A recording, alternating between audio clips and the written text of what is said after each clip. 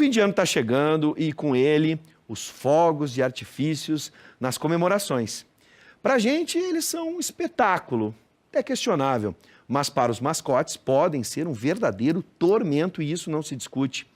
Como a gente pode evitar problemas aos nossos pets em decorrência dos fogos de artifício? É sobre isso que a gente vai conversar agora no Espaço Pet.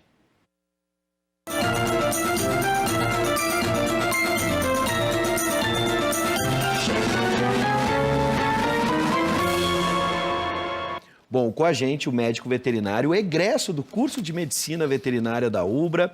Seja bem-vindo, doutor Guilherme Azevedo Cirino. Está em casa. Muito obrigado, é uma honra estar aqui.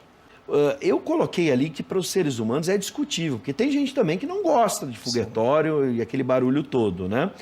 Mas para cães e gatos, imagino que é indiscutível isso, todo mundo sabe, devido à audição, acredito eu, bem aguçada, que aquilo acaba machucando e deixando eles em um verdadeiro tormento. É verdade ou a gente está exagerando um pouco? É bem verdade, né? Os cães e gatos, eles têm a audição muito mais aguçada que os seres humanos, né? Tanto no sentido de ouvirem mais, quanto terem frequências diferentes que eles conseguem ouvir. Os gatos, eles ouvem muito sons mais elevados do que nós. Sim. E os cães, eles têm em média 4 vezes mais audição, eles conseguem ouvir 4 vezes mais longe do que os seres humanos.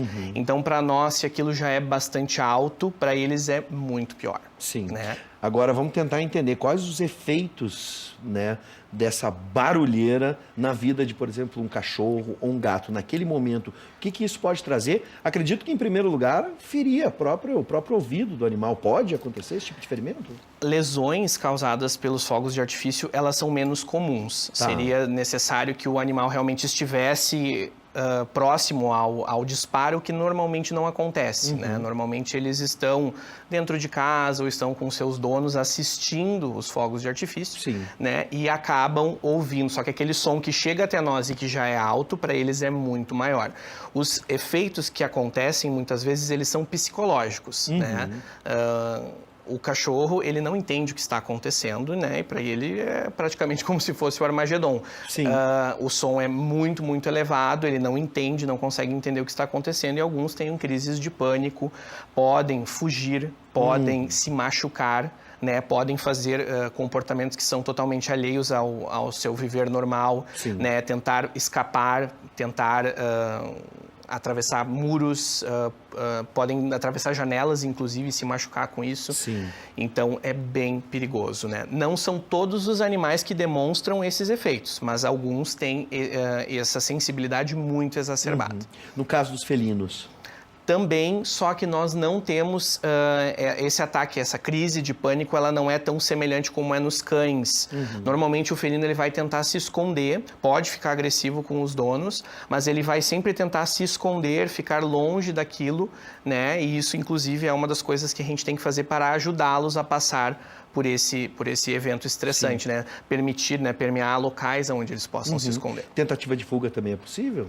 Também é possível, né? Hoje em dia, cada vez mais nós pedimos para que os tutores tenham os seus gatos de maneiras controladas, né? Antigamente era muito comum que o gato morava na casa e dava aquela voltinha, aquela escapadinha, né?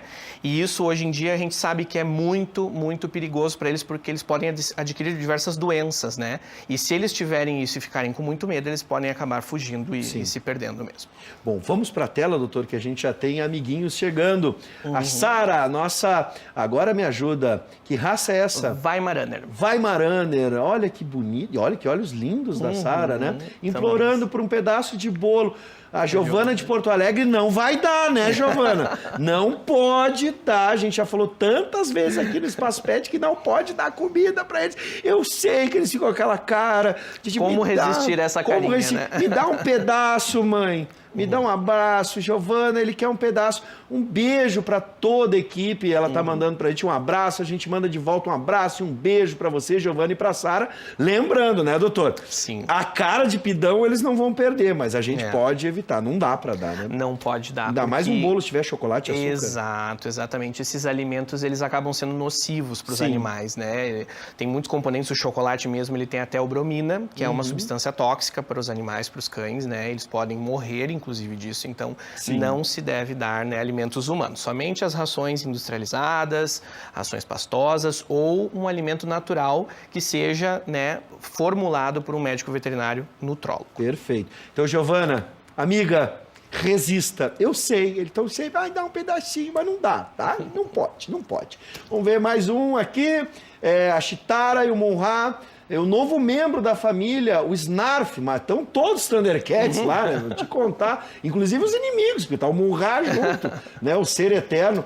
Ai, que lambão, olha que lambão. Bonitinho. E que olhos também bonitos, Sim. né? Coisa linda. Tá bonita essa gataiada aí, é lá da Zona Sul? É isso? É o Jair, um abraço lá pra Restinga e pra os Thundercats todos lá da Restinga. Mais um aí pra gente dar uma olhada, deixa eu ver. Dia de chuva, como eu queria estar nessa vagabundagem aí. Dia de chuva, bem à vontade. É o Bart, olha só. E é aqui de Canoas, aqui o Bart, olha. E é um cara muito educado, que senta, né, para se refrescar na chuva. Bom, vamos voltar para o nosso assunto, doutor Guilherme. Vamos lá. A gente está falando aqui sobre os fogos de artifício, né, os perigos. Bom, a gente fala muito de cão e gato, estão vendo aí que são a preferência nacional, mas a gente sabe que existem outros pets. Por exemplo, araras, né, ou passarinhos, tartarugas, iguanas, outros animais também sofrem com os fogos? As aves, elas são animais que podem ter morte súbita por estresse. Então, isso é uma coisa bastante sabida em aves que são aves de companhia, né?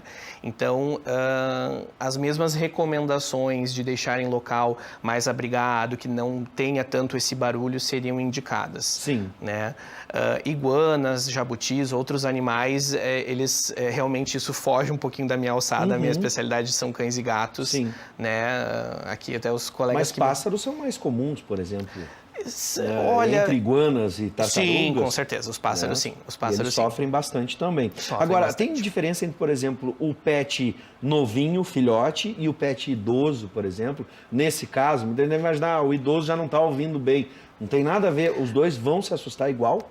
Isso pode acontecer por um déficit de audição do paciente, mas a gente pensando que o cão ele tem 4 vezes a potência auditiva que nós, seres humanos, temos, mesmo um animal que tem um déficit auditivo, ele ainda vai ouvir tão bem quanto nós. Sim. Né? Claro, tudo isso vai depender de uma avaliação e de realmente ver qual é esse déficit auditivo.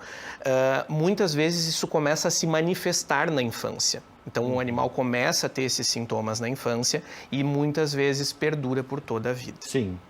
Bom, a questão dos fogos, o problema é só o barulho ou a luminosidade? A gente está vendo, por exemplo, São Paulo já adotou, na sua celebração de Réveillon, vão ter fogos apenas com luminosidade, nada de barulho. O que incomoda ali, doutor? Com certeza é o barulho. O som é muito elevado. Fogos de artifício podem chegar a 150 decibéis. Ou seja, né, se a gente fizer um paralelo com uma arma de fogo às vezes chega a 120 decibéis, quando é um tiro a queima-roupa. Então, é muito alto. A gente potencializa isso 4 vezes na audição do cão, né? Então, para eles é muito, muito sofrido mesmo. Olha, eu vou dizer, eu respeito quem gosta, mas a barulhada, eu não gosto, tá? Isso que já tô meio surdo já tenho déficit de audição, de tanto na rádio aí, 14 anos e aqui também, né, com esses pontos na orelha, a gente vai ficando... Então, vamos pra tela, esse é o biscoito. Que bonitinho. Adoro o biscoito, olha só, biscoito fazendo pose ainda, né? Sim. O book do biscoito. Ele tem medo de fogos, sem dúvida, lá do bairro São José. Biscoito, eu tô contigo nessa cruzada aí. Olha que maravilha. Primeiro vamos lá, que é uma bicharada maravilhosa. O Igão, tá? Igão de Júnior. Igão de Júnior, Canoas. Depois o Chuck de Raquel, de Canoas. E o Mingau de Raquel, também de Canoas. Todos na luta contra os fogos. E a Serena, para ela ficar serena e tranquila, não tem que ter foguete, né, Serena? Mora em Novo Hamburgo e detesta foguete. Tô contigo, Serena, junto com a Neca de Porto Alegre. Viu? A cruzada aqui tá grande. Né? A gente tem um apelo colaboradores para essa campanha.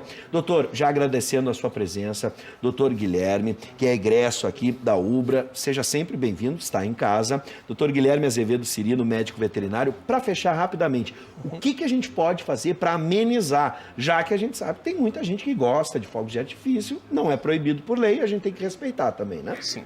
Tem muitos animais, então, que têm esses problemas. O ideal é que nós tenhamos uma peça em casa, uma sala, que seja o mais silenciosa possível. Nós deixemos esses animais restritos a essa sala. Uma sala que preferencialmente tenha poucos móveis, para que eles não possam subir, acabar se machucando, tentando atravessar janelas, como eu te expliquei anteriormente. Então, a gente tem que cuidar bastante disso. Nada que possa cair em cima deles, porque uma crise de pânico num animal, principalmente se for um animal de grande porte, é uma coisa horrorosa de se ver. Tá? Bom, no caso, por exemplo, da companhia, pode ajudar? No momento ali do Réveillon, por exemplo, pouco antes da meia-noite, nesse espaço, alguém ficar com eles tentando acalmar ajuda? Sim, seria muito interessante alguém ficar com este animal, mas a gente deve evitar o contato muito direto, a gente deve evitar de mostrar para o animal, através das nossas atitudes, que alguma coisa está errada. Sim. Se ele está acostumado a ficar nessa peça tudo tranquilo, a presença é importante, mas a gente não precisa necessariamente ficar com o animal no colo, né, mostrando para ele, reforçando aquela situação de que tem alguma coisa errada, e isso pode fazer com que a situação piore com o tempo. Então, é interessante ficar presente. Outra coisa interessante também, colocar buchinhas de algodão, comprar o algodão na farmácia, colocar buchinhas de algodão dentro das orelhas, não muito fundo, né? Só ali na região da entrada. Isso vai abafar um pouco o som e vai auxiliar eles também, né? Bom, doutor Guilherme, mais uma vez é um prazer recebê-lo e até o nosso próximo encontro. Seja sempre bem-vindo. Agradeço muito.